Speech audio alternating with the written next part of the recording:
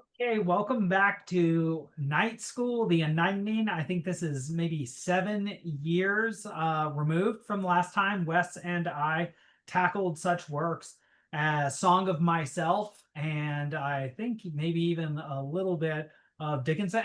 I can't even remember everything that we did, Wes, but now we've added to our ranks. Not only is Wes reprising his role in Night School, now the Unightening. This is our sequel, so perhaps the best of the two iterations so far. And even if we make a trilogy, it will remain the best according to movie logic. Um, but we've also added to our ranks Daniel Babcock, who once podcasted with me about Westworld back when we used phones and we're on Anchor FM, now bought by Spotify. Welcome, Mm. Babcock. Hello. Yeah, good to see you. Yeah, And good to see you guys too. just to say a little bit about the gentleman in front of me, I can't say as much as I'd like to because they're more friends than they are guests, and that speaks, I think, to the sort of backyard garage style nature of this sort of podcast or discussion channel. Um, but but we intend or excuse me, is Babcock is a teacher at a private Catholic school in Jesuit school. Jesuit school, indeed, even more specific with the order in Detroit, in the Detroit, Michigan area. Is that right, Hmm. In Babcock? Detroit, yeah, in Detroit.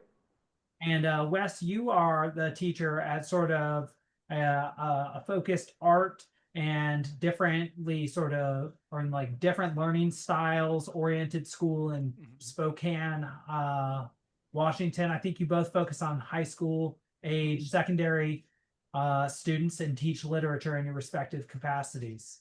Um, Basically, what we've been doing now for years is having these seminars based on the sort of St. John style seminar we learned many years ago. But then during COVID, we were looking for outlets, and we've just, as all sort of literature teachers, been reading a bunch of literature.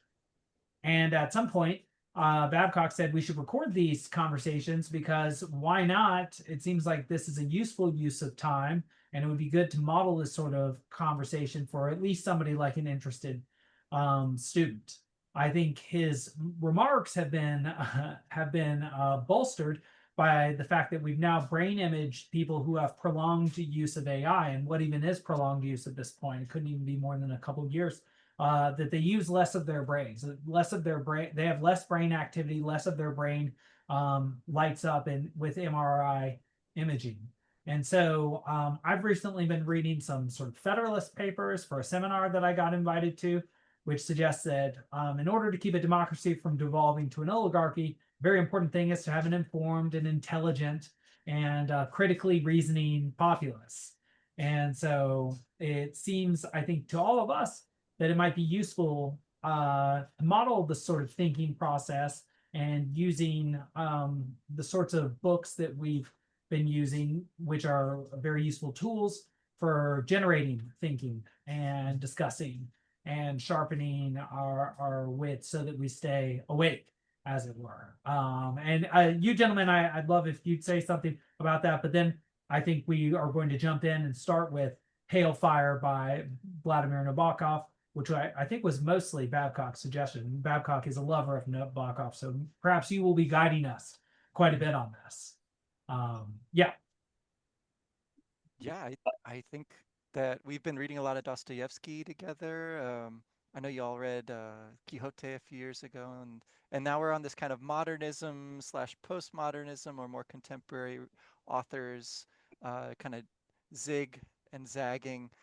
We just read Calvino, and that's kind of how the Pale Fire idea came up. I think it was you, Alex, who was saying that I want something with a little more heart. I want something that's got some real engagement with deeper questions of meaning uh, in a more, up to date form. And this was one that we came up with. So I hope you enjoyed it. Y- Uh, Yeah, I think just to add a little bit is it feels like we're on a quest to find a book that one might call postmodern that well, specifically Alex, but really any of us enjoy.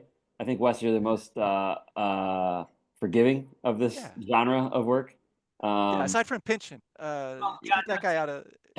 Yeah. that's the thing. Also, least forgiving, because I was going to say we need to frame for the readers that Pynchon is actually sort of a linchpin for us. We read Gravity's Rainbow, really wanting to push ourselves into the postmodern genre and see what was there. And since we've read modernist great works like Ulysses and I would claim proto-modernist Don Quixote, but Jorge Luis Borges together too. Also like some absurdism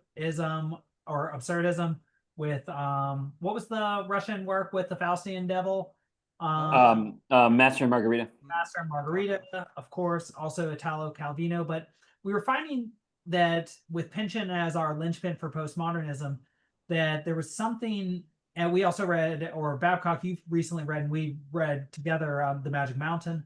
That modernism is really trying to understand meaning and to detach meaning from traditional forms.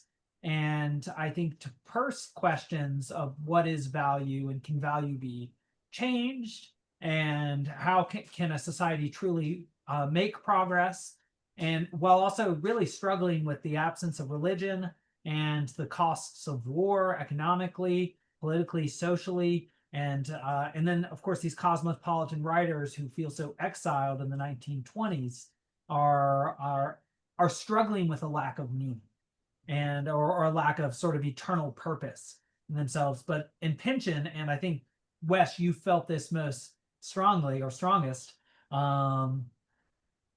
It just seemed like there was an absence of meaning entirely. There were crude.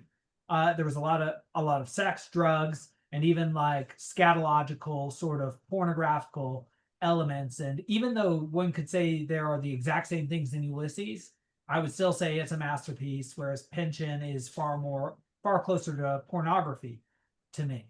And that might be a postmodern success to make a bestseller of something that might be defined as pornography. But I feel like we've then moved the genre and we're away from literature and something that is great literature. We're just sort of expanding the definition in an experimental way of what literature can be and feeling excited that we're no longer like prudish pilgrims who came over here on the Mayflower.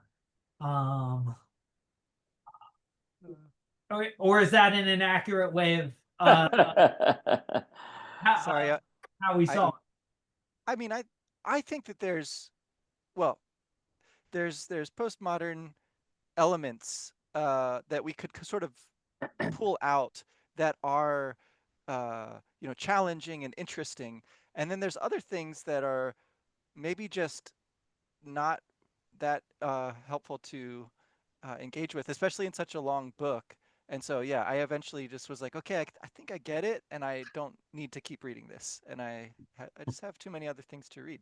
Like, so like Pale Fire, this is my second time tackling this text. And I think this is one that really does repay rereading and close attention. And I hope that y'all, I know, Babcock, you'd read this before, but Alex, I think this was your first go, right? So what y'all think? I mean, let's get No, to I'd never read this one before. I've read Oh, okay. maybe three or four. Lolita, I've read multiple times. Ada or Ardor, I've read that one a couple times, and at least one of his works in translation, King Queen Knave, and maybe one more. Um, but yeah, this is my first time reading this one. It was great. It's very similar themes to Lolita. Like it's kind of the same story in a lot of ways, just with different like parts. It's not a story of sexual lust, explicitly at least, but it is a story of like obsession. And it also both begins and ends with the speaker, the narrator, isolated in a cell or a cave of some kind, right? So it's very, very similar story. Kind of interesting. I would add that it is full of sexual lust and something that the Andrew that we read, Mirror World Minus World, which besides having all sorts of interesting connections to video game terminology and ways of looking at the text using video game terminology to read literature rather than vice versa, which Wes mentioned to me he really liked that inversion, is that sorry, I'm forgetting looking at that what I'm even addressing, Babcock. I mentioned that I don't think the sexual lust is as Yeah. explicit. So something Ferguson brings up is that the obsession is there, but so just to lay out the three readings that he put, and so this is I'll give this in lieu of my immediate reaction to the text because I think this is the most interesting part of it. Is there are apparently three ways to read this work, with three sort of like endings or conclusions to it. One is you just read straight through. You read the foreword, the poem, which is split into four cantos and 999 lines with perhaps one line missing, the last line, and written on like 18 index cards in small handwriting. I love his process, by the way. That's great. Like if I were ever a writer, that's what I would do. I would be writing out on these note cards like that. That's great. But so the other way is to immediately read the hyperlinks or jump, or not read the poem, but then read all the notes first. And then there's yet a third way, besides just not reading or just reading in part, which is also mentioned, where one jumps ahead to where the footnotes are hyperlinking one during the forward, and one gets an impression of Kinbote that suggests that he is sort of a lunatic who believes himself to be a king of an imaginary land. And so in these three different readings, one either reads the work as first by Kinbote, then John Shade, then by Kinbote, writing the notes. The other way of reading it is that John Shade somehow from beyond the grave affected the writing of this text, or perhaps even wrote the entirety of the text. And so Shadians are the ones who come up with such theories, interesting that connection to like shadow and semblant and semblance. And then there's yet like some third meta level, which perhaps Babcock will be so good as to explain to us, where one is, say, like contending with Nabokov and his concept of rereading and how one rereads. One thing I'll mention about my own particular response to this is that I read the thing straight through basically, the first time, but then I reread the forward, and in rereading the forward, I saw all the references to young boys that this guy makes, and I recall late in the book how he has so much trouble propagating the line because he is like the Knight of the Flowers from Game of Thrones. He wants to hang out with boys, and he keeps mentioning, and I was playing with, or I was going to play ping pong with two twins and a boy. And something I'll say about adaptations is in the Audible, when one listens to this, it sort of begs the question of who is the author by having sort of a vaguely ethnic reader, as if it is the Simlin king slash writer of the notes, Dr. Kinbote. I guess I should also say that there's a mystery about the nature of the killer at the end, whether there is such a person as Grados or just a guy named John Gray escaped from an insane asylum. But I guess I would also say I totally agree with you, Babcock, that it is very like Lolita, and maybe it's kind of like how I think Notes from Underground informs Crime and Punishment, where you have this thinker with these great ideas, but then you finally have it sort of embodied in a narrative form. And so maybe Lolita nails the concept of pale fire. It's a more vivid fire instead. But yeah, sorry. Even though Lolita precedes this work, right? Like, I guess that would be like yeah, involving of Crime and Punishment. yeah. But that is interesting. It's like It's like everybody missed the point of what he was trying to say, and so he's deconstructing it for everybody. Like that'd be an interesting read. Is this book his way of saying no, no, no, you all got it wrong by thinking it was about pedophilia, right? Like that has nothing to do with what I was trying to say. It's something about this. So that's interesting. That's an interesting thought. Well, the obsessions are manifold, right? Like it is true that he's interested in his gardener and other uh, s- people that he meets on his journey, and he's has a lot of trouble um, with propagating and being a father, which is kind of interesting for the like the role of this narrating voice, right? Is that he has taken possession of this poem, and he has read into it all of these obsessions that he has, chiefly like, the conscious one being his love of his country, right? Of the land that he's exiled from. Um, but also, in so doing, he seems to have a kind of obsession with shade, right? Like, and maybe there's like a narcissistic thing going there. If we take this to be a Shadian document through and through, right? Then there's a kind of like a mirroring happening there, or like an aspect of Shade aggrandizing himself in this interesting way. The Kinboat figure clearly is very taken with himself as well, right? He's the greatest. He's got a very powerful car. He's so clever and so amusing, right? And and then there's this aspect of like yeah, misreadings, right? So along with the rereadings, there's the misreadings, and I think that was a piece that comes through in the paper really well too, where he talks about like the glitches, both on the part of the text, right, the things that are not there or that are broken or something like that, but also on the part of readers who are free, like profoundly free, to read into or misread or make what they will of the text.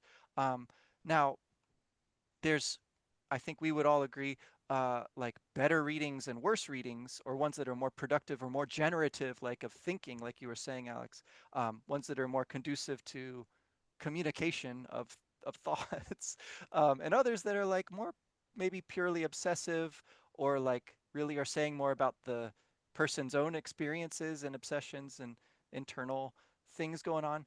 And I think the text is a really interesting way at getting at all of that, of course. And so I think part of the thing you have to ask like up front is like what are you looking for uh oops in this text? Is it meant to be um a guide to some sort of political outcome that you're interested in, right? Like a democratic flourishing, right? More engaged, more uh, mentally alive people? Or is it more of like an aesthetic pleasure, which I think this text is also full of, and Lolita too, right? Like the writing is very beautiful. You can just enjoy it on that level. Or is it maybe like a moral, philosophical, spiritual even thing that you're going after? In which case, I think that you can find that here too, because there's all this stuff about death, the afterlife, the spirits like trying to communicate or something. Um, so yeah, so I mean, I like the mirror world, minus world readings, like the three ways of reading, but I think there's also some questions about like what are the things that the text um, has when you get at what let's call it like just um, a sympathetic reading, or a playful yet serious reading, to just kind of like narrow the scope a little bit.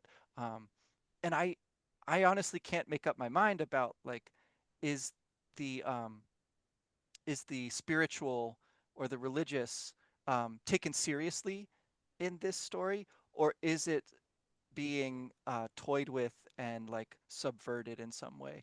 Because that's something that gets mentioned a bunch of times too. Um, I can't tell if it is like central to the meaning of the poem, um, or if it is just one of those like ideas that is being juggled in the course of this work, along with all of the wild uh, name changes and flourishes uh, of clever wordplay and all of this and that. So that's where I'm kind of like hoping that we can dig in a little bit, but I don't know what other questions you all might have come in with. Shade is Protestant, and his wife, I'm forgetting her name. She was Catholic, Sybil. but it's like Sybil. There we go. Thank you. But she's raised They're Catholic, but doesn't want to practice any faith, right? Isn't that the deal? Yeah. I think so. And then of course the Sembla, the country Zembla rather, they were an Eastern Orthodox religion, but obviously it's being pushed out by this communist takeover, right? Yeah. That seems to be the case. There's a kind of like conservatism Yeah. to his Yeah. belief. Yeah, for sure. Obviously, he's Yeah. not like morally upright or particularly worried about No. that. So it's interesting combination there. Yeah. No, but spiritually conservative, yeah, right? Like he complains about the liberalism of the of Shade's Protestantism and her lapsed Catholicism. Yeah, right. Okay. Yeah. It's interesting seeing that come through, like with the Gabriel Garcia Marquez or like Conrad and Nostromo here, that like sort of forced cosmopolitanism of exile. Like he's conservative because he comes from this class of people that's then forced out. And Yeah. same as Nabokov was Yeah. Also, in Russia and then is yeah, cast out and ends up in yeah. London and then also the US. You know, I just think Wes his exile from Russia, I think that it comes primary to everything in Mm, all of his work. At least after the exile, right? Like so, like I said, I've read King Queen Knave, which he wrote in German. I think he had to stop in Germany too. wow. May, Uh, maybe or he just was maybe like I don't know. He's got some connection to anyways, he wrote in German, and that also has some themes of exile, but not because I think he was exiled when he was quite young, like 19. I think is when he left Russia. But uh, him as an author, like that experience was so profound for him that it just pervades everything that he writes. So I think it's definitely interesting to think about spirituality within this text and all of his work, but that to me is always framed within the notion of it's a thing that I'm not part of anymore and a thing that I'm trying to recreate, but it always becomes this. I'm like maybe it's uh fetishized in Lolita. It's in pedophilia. In this, it's artistic obsession, or also the sexual desire for young boys or young men, I should say, not boys but young men. Um, yeah, like that. Just that theme of exile and trying to recreate something that doesn't exist anymore. Like that to me is the I'm interested in exploring that idea for this, particularly for this mirror world and the glitch world of like following these threads um in ways that like David Foster Wallace picked up on later, like in whatchamacallit, in Infinite Jests, right? Mhm. Um these loops that can't be completed. Um So, Infinite Jest, another Shakespeare yeah, reference of title, course. Of course. right? Yeah, of course. Yes. Yeah. But it's like he's constantly trying to recreate places, and he's writing about characters who are trying to recreate places, but in the process of doing so they themselves are isolating themselves, Mhm. so it's like this, it's like he's identifying that he himself is one of these caught in a glitch world, right? Like or a loop world, or I'm trying to remember. I know it's mirror world, but I feel like there was another thread in that article about Minus minus world. world. Yeah, thank you. There you go. Yeah. you're making me think, Babcock, that modernism is the minus world and that it's self-recursive because it's lost its connection to the transcendental. And Mm, so, in the ways that he's self-referential, he tries to create with an art without God through a super materialism, right? He's super judgmental and prissy about material objects. He takes the Ulysses and the sort of traditional modernist description of the everyday and the ordinary, first taken from Don Quixote, and really makes it real. Not only do you find furniture in rooms, I'm forgetting the 19th century. I think it was Balzac that was said that he created worlds through the furniture in the room. Mm. But then the Nabokov creates worlds through judgments about the furniture in the rooms. And so he's hyper judgmental and descriptive about surroundings. So I feel like what he has is that modernist desire for God and still a hope that some sort of self recursivity, like in the minus world, where one just ends up back in the same place after going through the end tube and one never progresses and suicide is the only answer, like Kinboat may be facing. Another Shakespearean. Um, Yeah. Yeah. Um, It was and like Question the is, hosts in Westworld, right? I mean, it's the same. crazy or is he a king? And what is the difference in a modernist world between somebody who is just misreading? I think he is asking the question that Pynchon is then answering, but giving the wrong answer to because he's lost meaning, right? He says, okay, so I'm going to have this bumbling fool who's neurotic and obsessive, not even really a professor, and certainly not a professor of me, but though obsessed with me as a person and with getting his hands on me because he wanted me to do this thing that I didn't do, which is write the epic of his maybe fake home. But what is the difference between Zimbla being a semblance or just being a memory to the modernist? What is the difference in a world in which you commit suicide at the end of your life? And this is like a question all the way back from Quixote between living in delusion too, right? You know, that word that Mhm. goes back to the ludic play, Mhm. and in illusion, right? Ultimately illusion, and living, you know, in the straight and narrow. You know, sort of Aldous Huxley's later question about drugs. He's like, what's in the difference between somebody's life? They live 70 years on potatoes and beef and only 2 years on LSD. He's like, I see them potentially as equal in terms of like, you know, of consciousness. And so I see that question being broached here. And so that's not a straight answer to your question, Wes. But I want to suggest now I just want to take a quick tangent and say that you guys mentioned the concepts you like, the glitch, the mirror world, the minus world, all the M worlds. But I like the concept of the warp and the warp zone because Babcock, I got to tell you, I've played some video games with Wes and podcasted about them. He's an awesome video game player. He always hits the accelerators and the sort of things that get you to the like higher, better next level. Particularly in the game we're playing right now, he's doing that. And so one thing I want to say about this is another not straight answer to Wes's question about religion, about how we play games, is that my very first reading, I just sort of read straight through and didn't look at the footnotes because A, I am a scholar and I didn't feel like reading this like a scholar because I didn't want to treat him with the dignity of a scholar. I just wanted to read him as an author in the beginning, and I didn't trust that it would be worth it. So I lacked the faith necessary to play the game in perhaps the most productive way. And so I would end up playing Mario 32 levels and having an opinion of the game. Wes probably 8, hitting all of the warp zones. Because and I wonder, Wes, did you so this is your second read through. So you Uh, did you hit the warp zones? How did you read the text? so And yeah.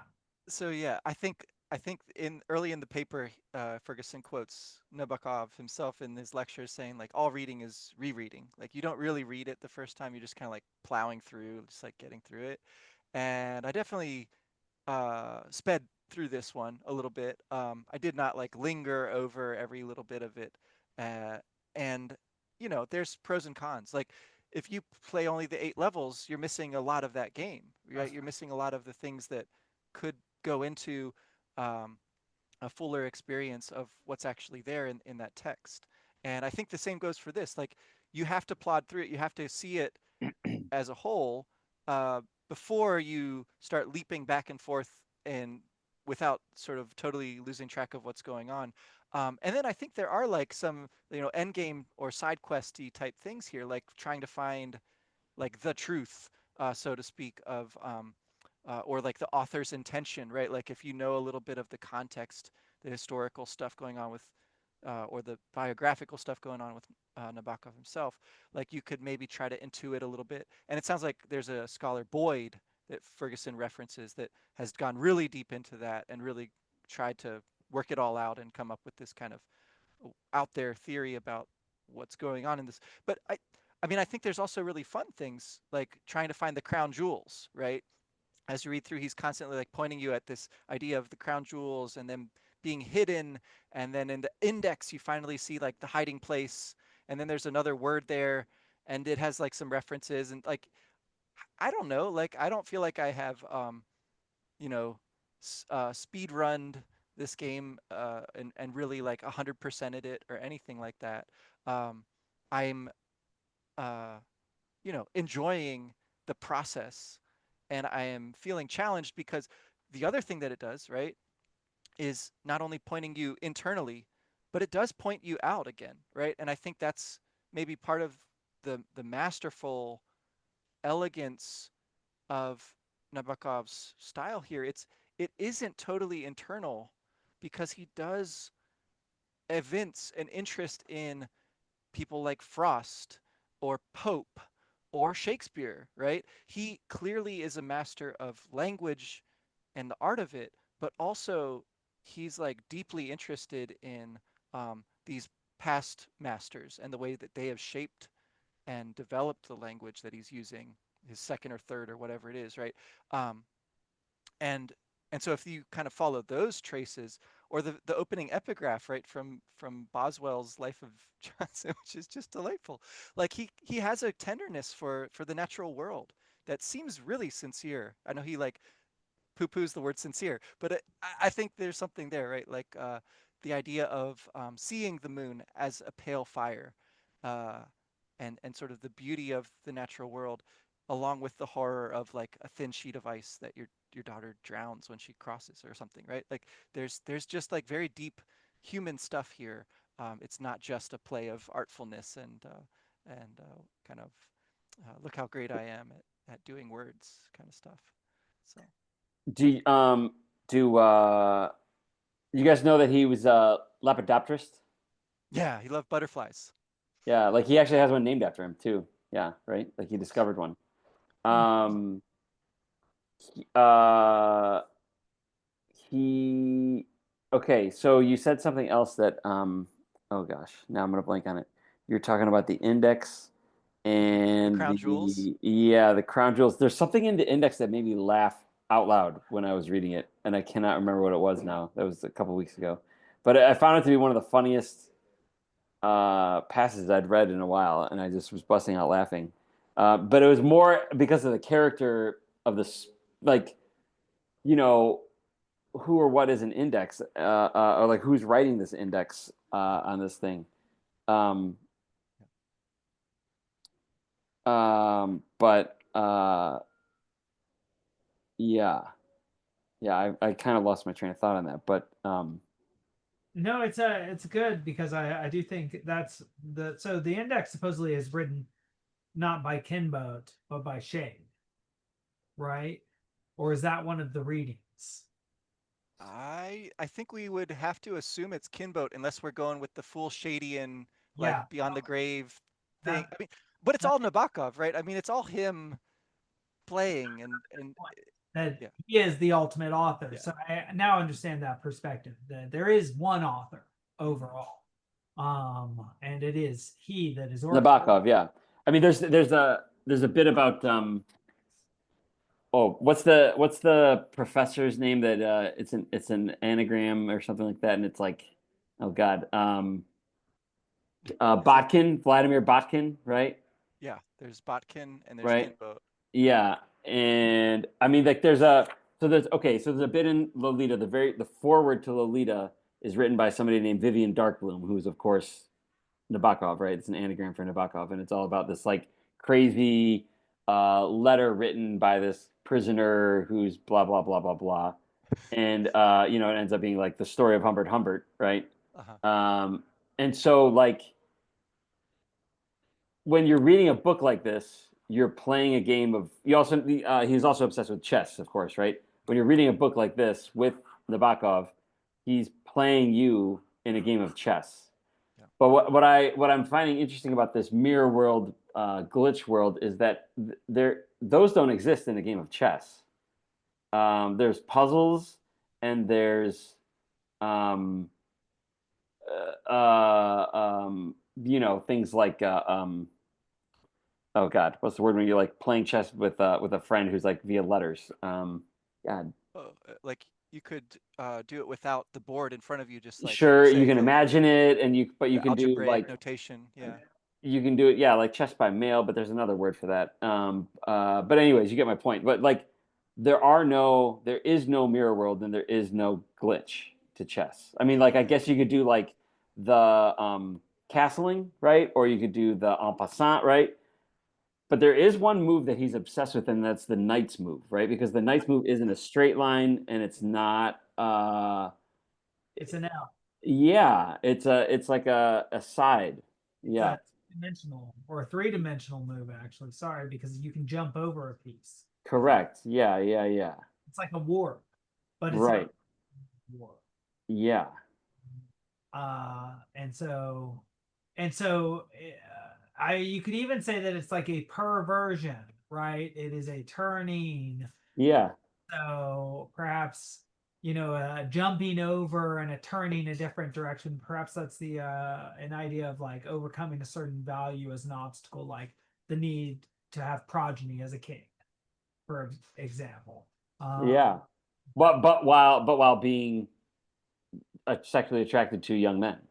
Yes, and and really having everybody try very hard to help him not do that, but then or to grant him that, but then still Yeah. have a kid. Yeah, yeah, yeah. Yeah. Hey, still really failing. But I just want to so just a little meta commentary. So interesting what you said about how like a more manual game doesn't have glitching. I really am going to think about that, and I think maybe the idea of glitching can happen when somebody tries to use rules that are off kilter and then suggest that those were not agreed upon. In chess particular, there's a certain move. I forget what it's called. It's called like a French take or something like that, where if you move across the path of a pawn, the pawn can take. That's en passant. That's En passant. Yeah. And that rule is not always honored in all forms of chess, for example. And so perhaps a way of glitching the system is to play an off center sort of rule that one would never assume is actually part of the game. I maybe also like chess sharks do this too by stealing pieces. Which you do see happen. I sometimes watch like these really great speed chess players, and they'll be like grandmasters, and they'll go play these like hustlers, and they'll They'll sneak a piece off. Yeah, yeah, yeah. Yeah. because they know the game so well. They're like, Yeah. nope. Um, Yeah. but so I'm trying to think that I think there might always be a way to glitch, and glitching might be very closely related, the same way that usury is related very closely both to violence and to fraud, to cheating. Like it's very borderline sort of thing. But I want to put a pin in that discussion and mention two things and say the nature of what we're doing here is very like a let's play, right? We are not students of these books. These are our first time read throughs. This is like part of our process of just reading through texts that we might read through more and teach at some point, but it's part of our general knowledge of literature that we are drawing on as teachers of literature. And so I just also wanted to mention that we were thinking about reading next time what this text is sometimes called a tribute to, and Eugene Onegin by Pushkin, who is supposedly, again, to Wes's point about the sort of anxiety of influence of this text and how it pays tribute to, and in fact itself obsesses in the tradition it is a member of. We can then see that to which he most directly owes his lineage. And I think this will also be my first read of Pushkin. I would generally say I think I've read a lot of Russian literature compared to people like War and Peace and Anna Karenina, and and some Turgenev, and and and a bunch of Dostoevsky, and as well as the Master and Margarita. But this is really pushing me, and so I'm happy for the chance. Maybe we'll read some Chekhov at some point. So good. Chekhov's fun. Again, the point isn't so much to become like Russian scholars as to get at the essence of modernism and maybe try and find a soul in postmodernism. Because again, I don't want to beg the question, but it sounds like we are finding soul and questions of the soul in this text. There is something to chew on here in this exilic author, which it's interesting that you described Nabokov as an exilic author like Dante. Yeah, I mean, well, he is one, but I would also suggest that even though he seems to be a religious in practice, right? I mean, he never depicts a particularly religious character. He never predicts a character who's actively searching for some sort of spiritual quest. I think the search is all that's required. Like the fact that these characters are actively searching for something more, for a gap that they or a lapse that they don't have, and but that is not just it is acknowledged by them that like their obsession, getting their obsession will not fill the desire that they are looking for. Does that make They, sense? they know that they want to chase the car. They don't Yeah, as yeah. so articulate. But I've been thinking that about that a lot as I enter middle age. And I actually wrote a poem about that. I don't know if I'm ready to share it. It is about that, but about how I never, when I played 500 as a kid, which is a game where one person throws a tennis ball in the air and calls out a number in iterations of 100, and I just had my soccer players do this in practice today. players try and catch the ball and get to 500, sometimes exactly 500. There's the glitch. Mm. Sometimes not exactly 500, just positive of 500. And I used to win a lot because I was really good, because I was a good baseball player, so I caught well, and I good hand-eye coordination for that game.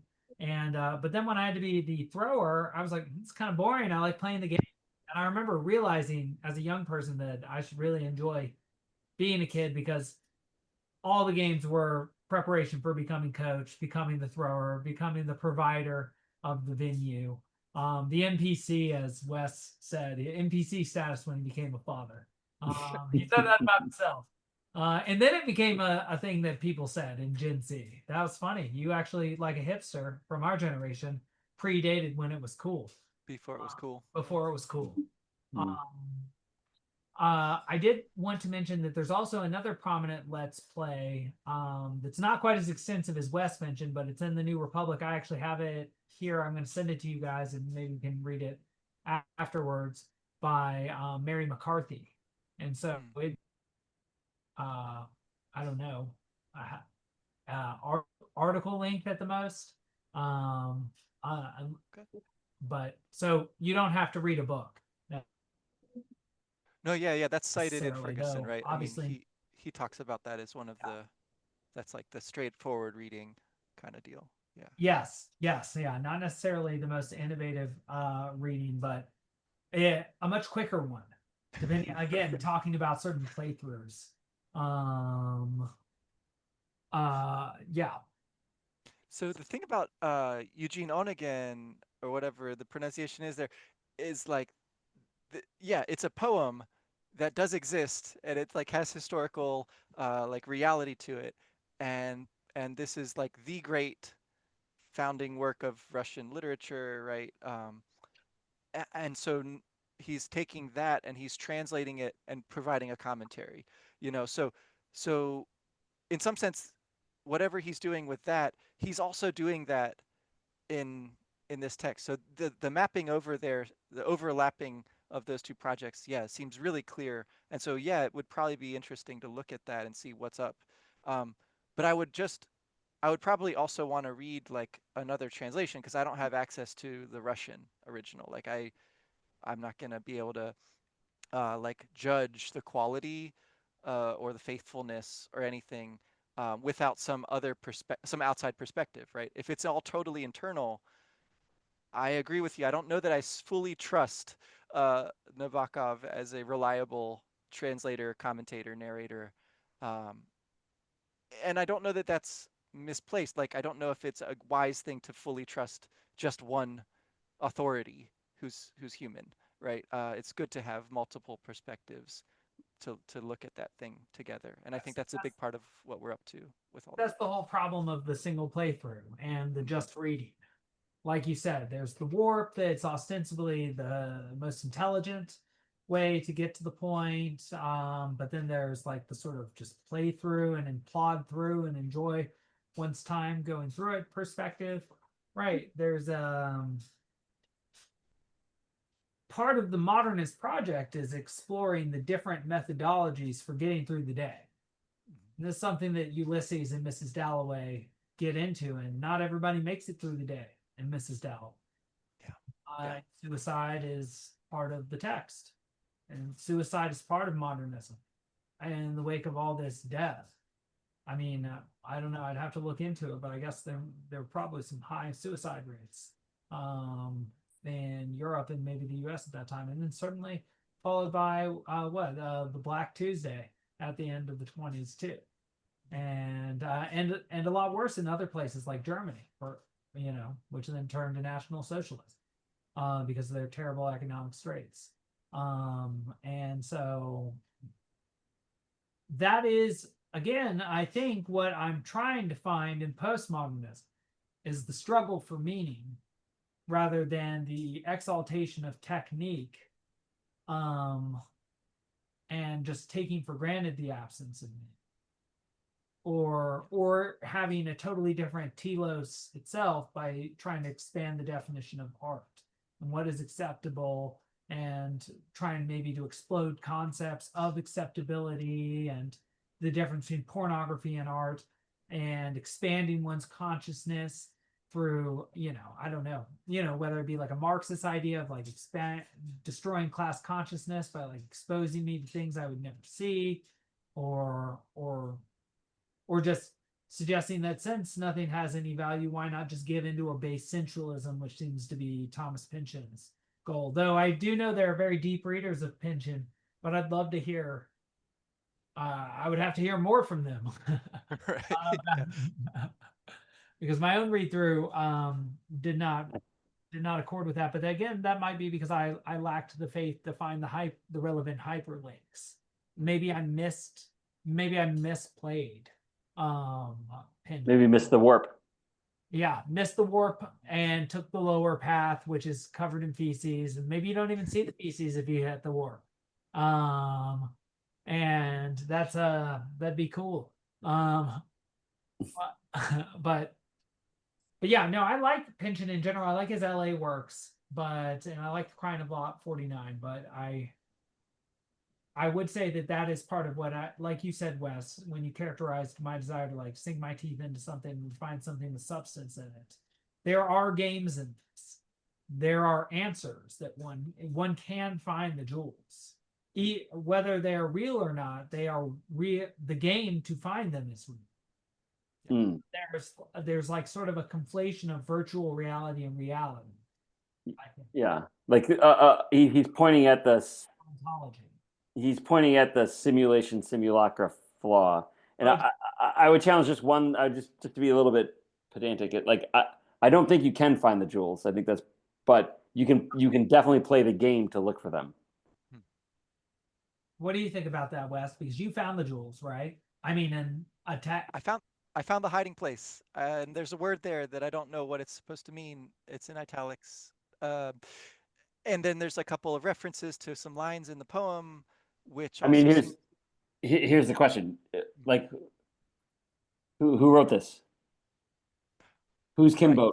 Who's Shade? Right? Like, I mean, we can all posit answers to these questions, and you can say like, "Oh, this is it for sure," but there is not a satisfactory answer to that question, and that's the point, right? Like, it's playing the game itself, and I'm this conversation isn't help me understand. It's a part of like the I don't remember which one of you guys talked about authorial intent. Wes, I think you were sort of questioning as like that's a possible reading of it, and that's kind of helpful for me because it makes clear the notion of like the meaning of the work is between the reader, the author, and the text, and it doesn't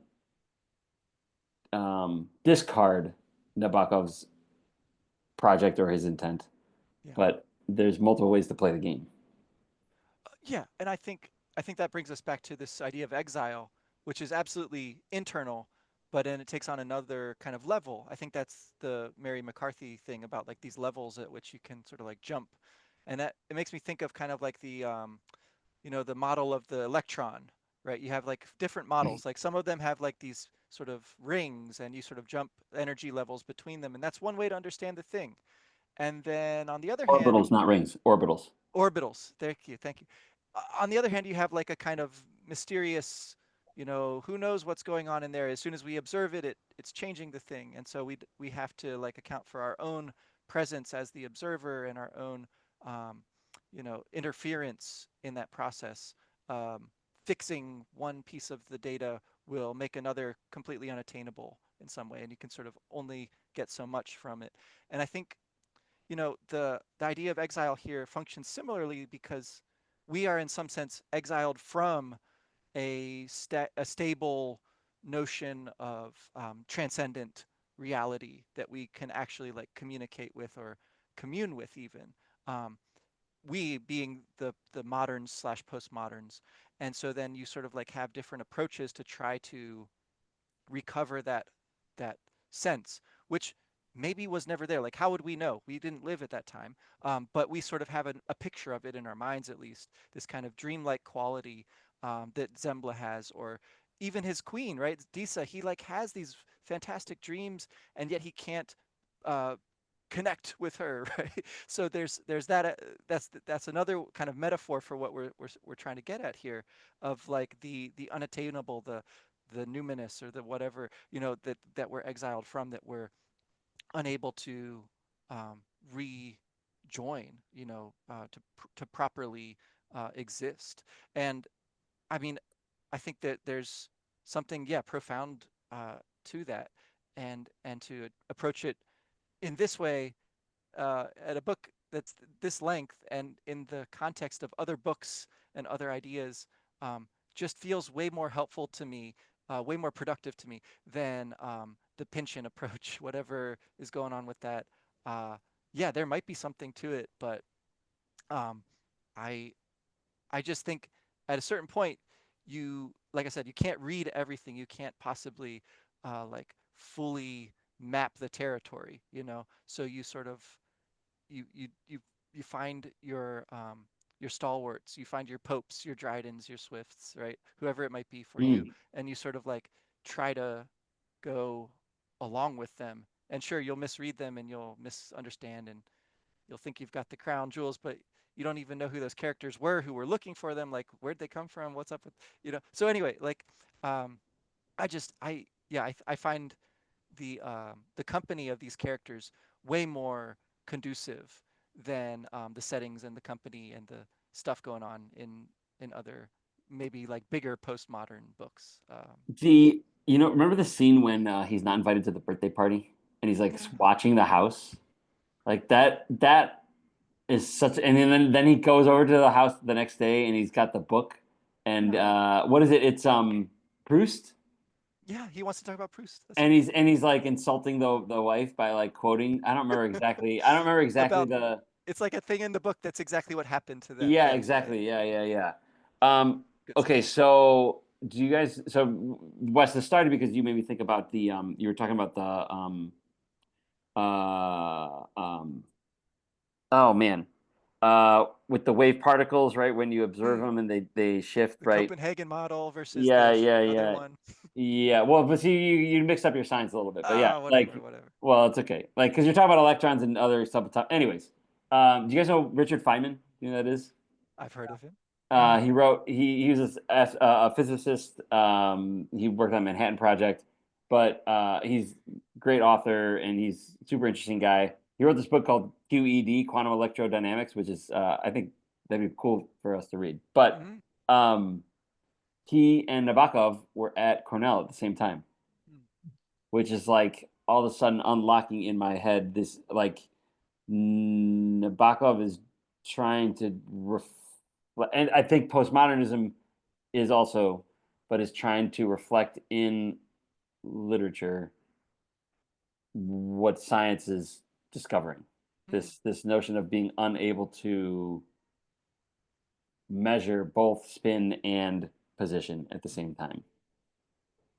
Nice. Yeah, Oh, man. Yeah, I think there's we a lost. recent book. I'll have to send it later when I look it up. But there's a recent book that plays with this in a really cool way, where it's like sort of historical and sort of scientifically accurate, but sort of not. Like you can't really tell when the author is moving between the things. I can't remember the author or the title, but I'll have to look it up and send it to you guys. Yeah, yeah, yeah. Mm, But the Feynman thing, that's cool. yeah. I wanted to, so gentlemen, I'm going to have to sort of make a comment and then run.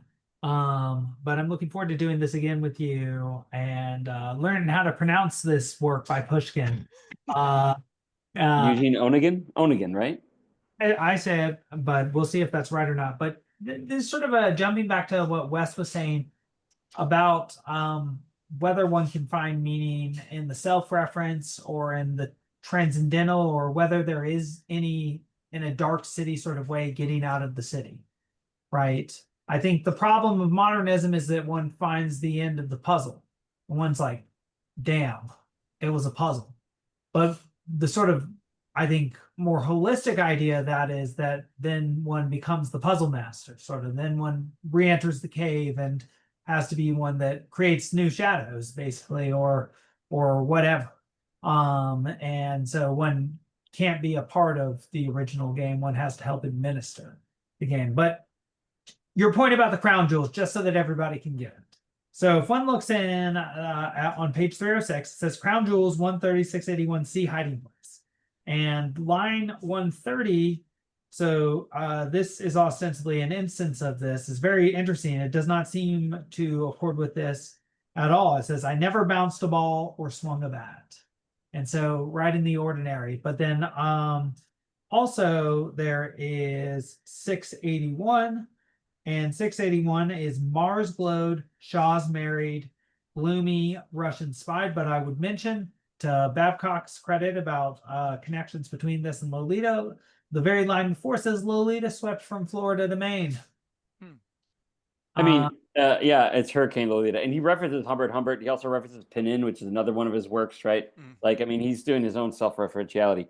Now, am I too like immature to just think like I never swung a ball and a bat to think like my balls and bats are my like cock and ball, the crown jewels, right? I mean, I think it's maybe a little scatological like that. Yeah, yeah, yeah. Why not? Perhaps. And then, I mean, just the fact that he redirects crown jewels to hiding place, if you also want to read that scatologically. yeah, I do. Yeah. And then Oh, yes, good to hiding place. Yeah, good. But what's Potainik? What's Potainik? Botanic looks like some vaguely Zimblin word. Some commentators suggest it means secret or something, but QV next to it is interesting because it means quod vitae. It's like a typical thing Yeah. that means Latinism in scholastic texts like CF, like confer, or etc., or et alia, or vitae. But it means sort of like throughout or wherever, or sometimes there's a list after it. But let's see. It itself, I think, asks the question that West is asking. Quod vitae is itself, I think, Nabokov in game, which is where does one look? It begs the whole question.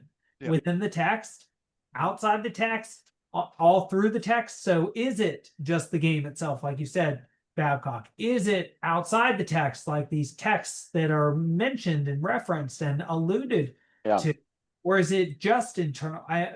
It's some sort of interplay between all of these ways of looking at it, that in its like coiling tangential or like cosine sine interplay generates a relationship that means something. Did you guys ever watch the movie War Games?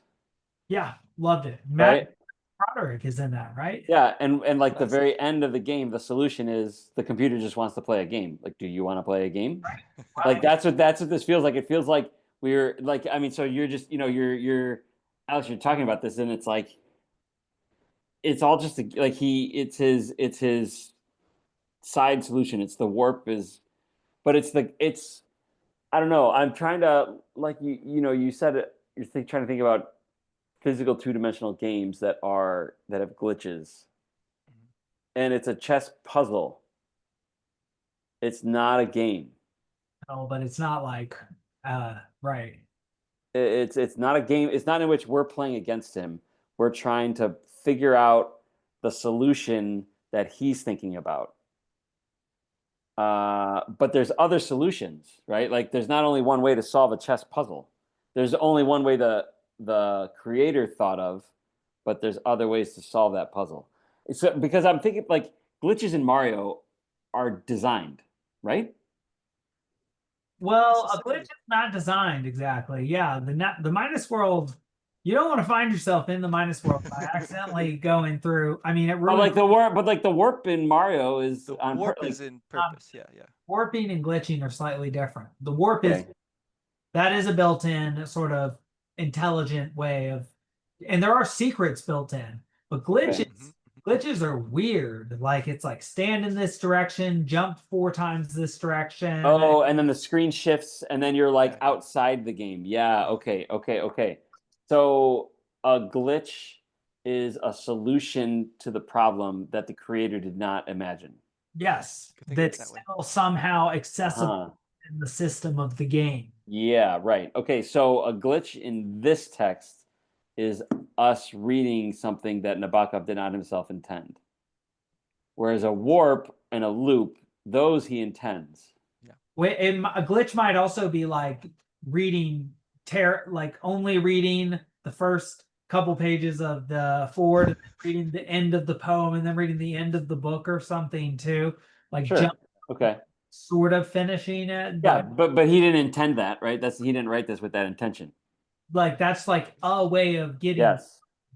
but it's Sure. certainly not how the creator intended or would have, certainly almost Yeah. wanted. One almost wonders whether Pynchon's Gravity's Rainbow is a conscious attempt at making a perpetual glitch into a book for 700 pages. It's like the missing no of Pokemon for the entire game. Um, and I with mean the 700 pages is the key part. Like That's the killer. Yeah. I can forgive anything if it's not 700 pages. a long time to spend in the bathroom. So, and You I get hemorrhoids. You get hemorrhoids. I think for next time I at least have one translation here, Wes, but you're making me feel bad about not having 2 or 3 yet. But it is the Oxford World's Classic, and one of the reasons is that this is also supported by Audible, so Mhm. we can do our favorite thing. And I know it's one of your favorite things now, Wes, of listening. We all listen to books. And so I should say that we're all literature teachers and we don't turn up our noses at finding extra time to read. Um, Try. and so, get with the times. I guess we should get with the times and stop reading and just use AI for everything, but don't get too with the times, I guess. That's Yeah. that's glitching life. Yeah, that's not There wise. you go. Would not recommend. You know, I would say all this video game talk is making me think about ChatGPT is just Game Genie. Do you guys remember Game Genie? Were you too young for Game Oh yeah. Genie? It's just Game Genie for life. It's like That's good. this is We'll have not. to yeah, cheat codes and whether cheats are a bummer. But see, that's a part. Like cheat codes are different. Like the Konami cheat code for Contra, like that's different. Mhm. Game Genie, One's actually yeah. like they designed the game with the up down down left right A B, right? But like nobody designed a game for someone to put another thing on it so you get like a million lives. That's not how it works. Yeah, no. Well, we'll have to get into that because I think this was a wonderful instantiation of Night School, the Enlightening. I'll upload this soon, so I'll put this on my YouTube channel, and then Wes is going to host this on his podcast. And I hope this was well good for you guys because it'll take a while to get a viewership, and so hopefully at some point it will be good for somebody. And We're like sending it off like Voyager, like off into Saturn in like 50,000 years. Some species will encounter this wavelength. we can at least look sadly upon this in like 20 or 30 years and be like, where did the youth go? It went into all these podcasts. Yeah. All right. Well, I'm looking forward to doing this again with you guys and continuing our sort of teachers' night school sort of thing. My espresso and late night coffee is off to you, and I hope you guys achieve some warp speed at the beginning of your school years and don't glitch out. Yeah, thanks. I do want to just last point is the enlightening has occurred. Wes has become in a darker know. room this Yep. entire time. It's like actively happening. This is one of these extra tactical 3D effects we offer on this very innovative show. Okay, well, until next Goodbye. time. See ya. Okay, thank